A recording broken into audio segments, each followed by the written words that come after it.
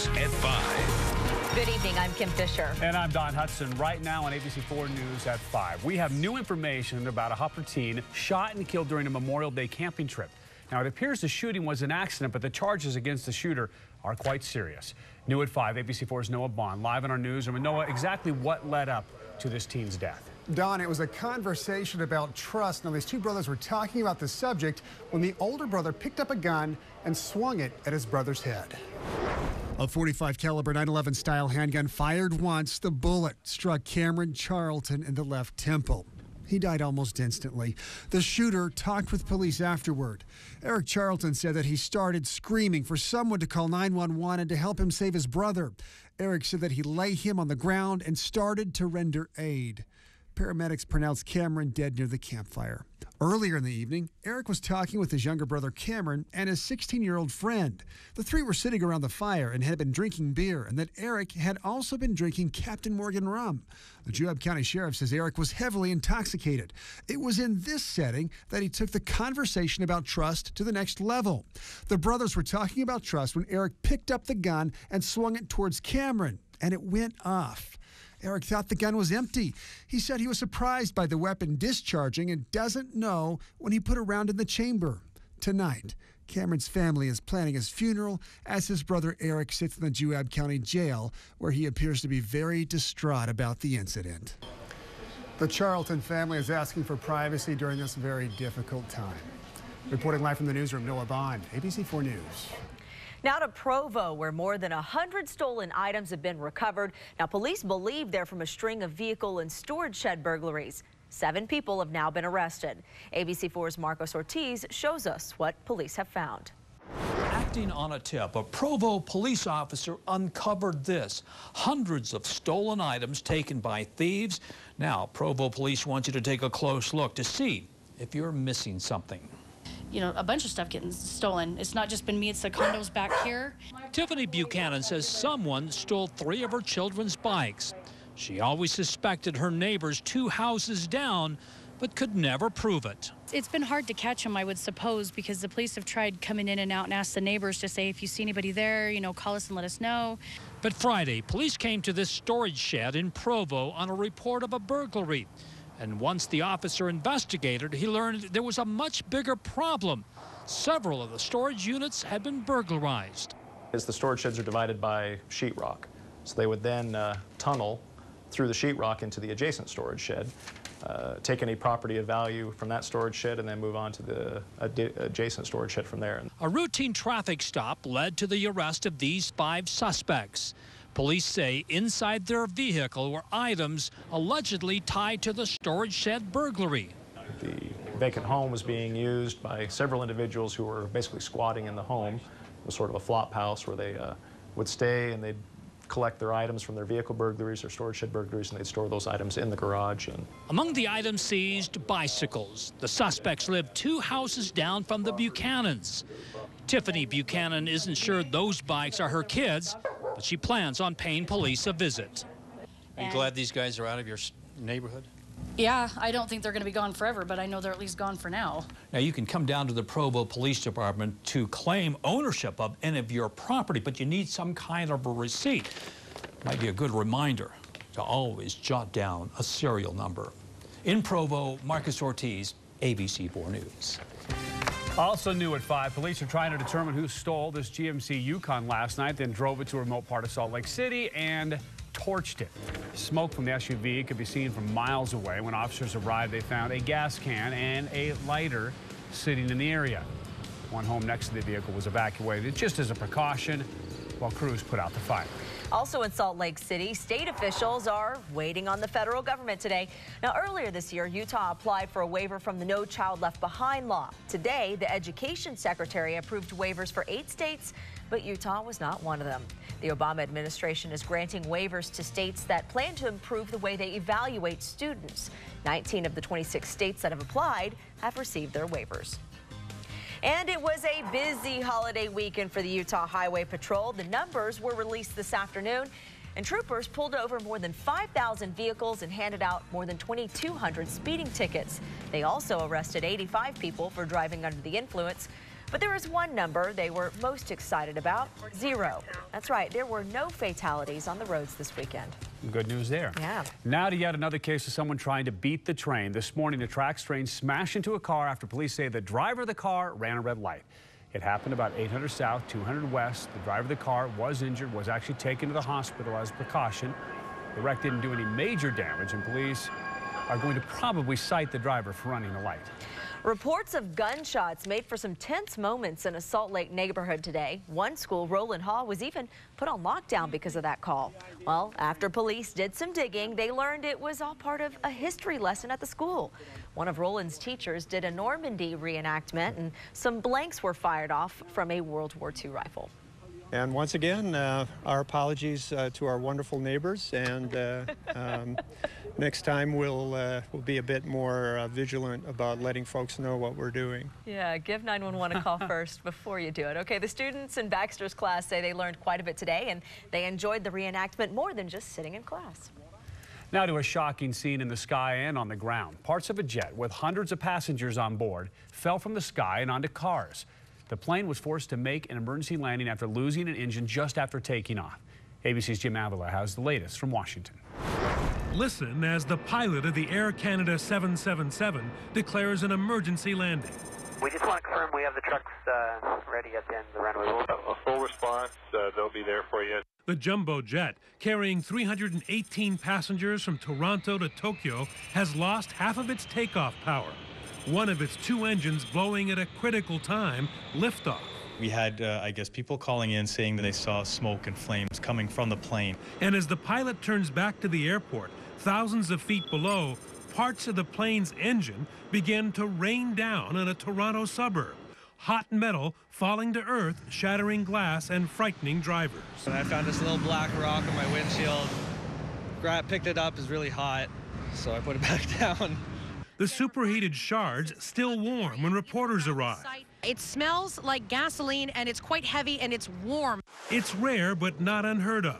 Just last week, a private charter jet dropped its main cabin door on takeoff. It bounced past some Florida condos and onto a golf course. It's got to come out somewhere. If something breaks, it's going to come off the airplane. Engine manufacturers have gone to great lengths to ensure that if an engine does fail, that parts of that engine don't come out of the engine and hit the cabin itself and endanger the people in the cabin. As for the Air Canada flight, it landed safely at Toronto's Pearson International Airport, passengers unaware of what had just happened below. When it powered down, no one seemed to bat an eye, and no one seemed to think anything was odd. The Canadian version of the Transportation Safety Board is investigating, but all indications are the pilots did exactly the right thing in bringing that crippled plane back to the airport. Jim Avila, ABC News, Washington. Now, ABC4's Pinpoint Weather, Utah's most accurate forecast. Well, pretty quiet around here, but I tell you, from this past weekend's snow and rainstorm at Powder, they picked up several inches, so you could see the fresh snow on the ground there. Obviously still melting at this hour. We're 78 Ogden, 82 and 81 Salt Lake, Provo, respectively. Not much in terms of wind, but a beautiful night headed our way. Clear to at times partly cloudy. Oh, another nice, warm, bright day tomorrow. That's from north to south to east to west, but there's some changes as we head closer to the weekend. I'll have that coming up in a bit. Kim? All right, thanks, Jim. It's the highest honor a United States civilian can receive. Next, meet those honored with a Medal of Freedom. Plus, how some USU students turned their dreams into reality and created a device that could turn you into a wall-climbing superhero. Yes. Tomorrow on Good Morning Utah, you know, we ladies, we spend a lot of money to make our nails look nice. There's a gadget, though, that says it will put a design on your nails for very cheap. The question is, does it work? In Bicycling Magazine, they rated the top cities to bike in the United States. We're going to find out where Salt Lake City ranks on that list. And the flirty girl is going to be here. And what will the flirtatious one do now? We'll see you tomorrow starting at 4:30. It was a truly inspirational day at the White House as President Obama awarded 13 Medals of Freedom. Now, that's the nation's highest civilian honor. ABC's Karen Travers has more on the annual ceremony from Washington. Outstanding achievement. That's the common denominator among today's Medal of Freedom recipients. President Obama awarded the nation's highest civilian honor to 13 political, cultural and athletic icons. What sets these men and women apart is the incredible impact they have had on so many people, not in short, blinding bursts, but steadily over the course of a lifetime. Among the honorees, a space pioneer, the first American to orbit the Earth. John Glenn became a hero in every sense of the word. The first female Secretary of State. Madeline's courage and toughness helped bring peace to the Balkans. The winningest coach in NCAA basketball history, who's now bringing her famous competitive drive to her own fight against Alzheimer's. When I think about my two daughters, who are tall and gifted, and knowing that because of folks like Coach Summit, they're standing up straight and diving after loose balls. And a rock legend who inspired generations with his songs. I remember, in college, listening to Bob Dylan and my world opening up. The president said that all of the honorees have made an impact on his life, and he counts Bob Dylan and author Toni Morrison as personal heroes. Karen Travers, ABC News, Washington. Well, a lot of great people getting a great and well-deserved honor. Yep, absolutely. All right, have you ever wanted to be a superhero? Who hasn't? I mean, come on. Next, how some engineering students from USU have made their dreams of becoming wall climbers a reality.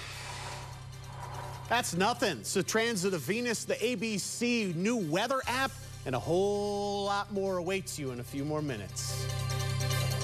You're watching ABC4 News in high definition. Just love this story. An amazing invention created by students at Utah State University. It allows people to turn themselves into a superhero. The device allows you to actually quickly scale a vertical wall, all with the help of a little suction power. ABC4's Emerson Latzia joins us now in the studio live with more on this engineering marvel. Yeah, Don, Utah State engineers are calling this device the Personal Vacuum Assisted Climber, or to make it much easier for you, the PVAC. Pretty much, you strap it on and boom, you're Spider-Man. This is a PVAC, so what exactly is it? Basically 2 vacuum packs that will hold you to the wall, each one holding over 300 pounds. Check it out. This is video from last month's Air Force Research Laboratory Design Challenge in Ohio. The goal was to get 4 soldiers over a 90-foot wall without using a grappling hook. The Air Force hasn't been able to solve it, so they gave it to the universities and their senior design programs to try and find a solution. Utah State beat out 16 other schools, and some of them even developed a similar design as the so-called Aggie Super Sucker. There was one team that actually did have a vacuum system, but they didn't suck enough. And today, the team of 15 undergrads who designed this device put on a demonstration for everyone on campus. They also invited a few members of the Air Force ROTC program to give it a shot, although at first they were a little hesitant. A vacuum, being able to go up a brick wall, I didn't really think that I wanted to be the one in the harness because it sounded like it was going to fall. Yeah, obviously it didn't, but get this, guys. The Air Force may give Utah State another $100 grand to refine this PVAC for possible field use by the military. How cool is that? Live in the studio, Emerson Latzia, ABC4 News. Now, ABC4's Pinpoint Weather, Utah's most accurate forecast. You know who that would be perfect for? Jim? This man right here. I would scale a good 10-foot wall. You could give us the forecast from the side of, like, say, the Grand America. Yeah, I think we have our next Jim's Journeys right there. Yeah, the side of Grand America. It's Let's only not about be 200 feet. shooting that high. Maybe one of the outer walls that from the parking lot to the street. Like 8 feet, okay. Yeah, 8-foot limit, all right. I think they're about 4 feet. But nonetheless, some great weather. You know, these clouds are up at about 17,000 feet that you're looking at right here. But hey, listen, they're hardly anything. Nice shot, Lavelle Edwards Stadium in the backdrop there.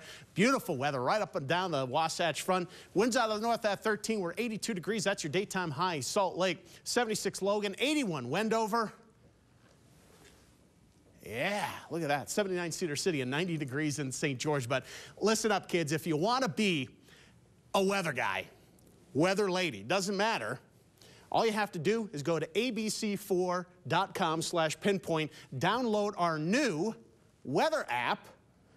Every map that you see here that I'm using, you get to use. That's the sweetheart of the deal right there. And you know what else? Look at this. That right there, that's your latest cool front. That's going to swing in northwest to southeast.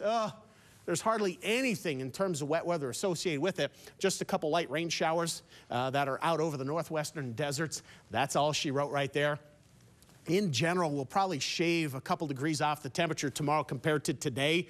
But what I think is more of a concern, once that front goes through, south and east of the Wasatch Front, you're going to get some gusty winds coming down off the mountains. So Price Castle Country corridor on southward, red flag warnings hoisted. That's for tomorrow morning on into the evening hours. But if you're going to be out and about, don't let that wind be a deterrent.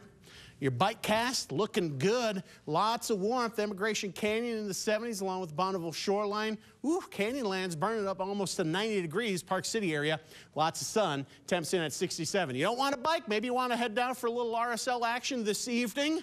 Well, yeah. Lamar Hunt U.S. Open starts right here. And 78 degrees as boop, kick the ball. Looking good. Pinpoint forecast. Looking all right. Low temperature, high temperature, low temp, high temperature. So next 24 hours, breaking it down for you. Looking good. Sky symbol for tomorrow. Big yellow ball in the daytime sky. Looking really nice right there. Kanab starts off tomorrow at 48, ends up at 87 degrees. Up the road, Orderville and Bryce. Temps in the 70s tomorrow. How sweet of a deal is that? Come on into the west central part of the state with me because we're talking Beaver. There you go, 75 degrees, maybe Milford, starting tomorrow off at 46 degrees. So again, nighttime lows on the left, daytime highs tomorrow on the right-hand side. And we are talking sunshine and nothing but. Right along the Wasatch Front, check this stuff out, 74 degrees, mostly sunny skies in Ogden. So again, a little bit cooler than what we had today. Not a lot, that's for sure. Nothing in terms of wet weather. 75 degrees in Bountiful. You will need a pair of sunglasses. Pair of 7s, West Valley. Salt Lake's in at 78. The average high this time of year just so happens to be 76 degrees. Pass Point of the Mountain, Lehigh's in at 78 degrees. Ooh, that's nice and bright in Provo at 78 degrees. Last but not least on the hip parade, that's Payson, 78 degrees, lending us into our pinpoint 7-8 Wasatch Front forecast. Nice and bright next several days. We're going to be warming things up slowly. Thursday, Friday, warmest day, Saturday, bar none. On Saturday, maybe a stray afternoon thunder shower in the mountains. I won't cancel any outdoor plans right now, but in advance of a storm system next week, the wind's going to start to huff and puff Sunday, Monday. Rain shower threat isn't really until next week for most of us, but hence the cooler weather, dropping down in. But really the threat to get wet is more Cedar City on northbound, not so much St. George. So 90s by day, 60s and 70s by night. And on Tuesday, a week today, it just so happens to be the transit of Venus, the sun, Venus and the Earth all in alignment, much like remember the recent annular solar eclipse. This won't be as spectacular, but Venus will pass in front of the sun starting at 4:10 in the afternoon across the northern part of the state. Probably a little bit too much cloud cover. As you can see, Park City over toward the Castle Country. That may throw a wrench into the works, but down the road in Dixie, a little bit brighter weather, so perhaps we could see it if you want to make that travel, because you know what? Venus is really... You know, it's only going to be a small dot that you could see passing in front of the sun with your viewer, so it's only about 5% coverage area, so it's not going to look as spectacular. But it's the only one in our lifetime. The next one's not until the year 2125. Well, I'll still be around. I don't know about you. Yeah. Well, advances in medicine. You'll be frozen. I don't know what state I'll be, but I'll be around. Right. Exactly. All right, Thanks, Jim. Okay, Video Nation starting now in Williamsville, New York. People in this restaurant got quite the surprise when an elderly couple slammed their car into the dining area. The driver apparently lost control of the vehicle and drove right through the wall. Well, the elderly man and woman inside the car were both injured. So were 2 other people inside the store. The cause of the crash is still under investigation. In Port St. Lucie, Florida, a tornado leaves a monstrous path of debris all across town. Fences were torn down, sheds destroyed, even a portion of this roof was sheared off. Now the community is coming together to clean up this mess. No one was injured during that storm. All right, talk about surprises. Monrovia, California, a holiday visitor that you wouldn't expect. A bear decides to take a swim in a backyard pool. 2 sisters were home at the time, captured the swim on their cell phone, taking pictures. And right here you see a little video. The bear was heard to say, "Come on in, water's fine." They didn't bite. The bear eventually wandered back into the wilderness, and that is your Video Nation at 5. He just wanted to cool off a little bit. All right, slip on your blue suede shoes and get ready to swivel your hips. That's what I'm doing right now. A new musical is feeding your love for the late, great classics.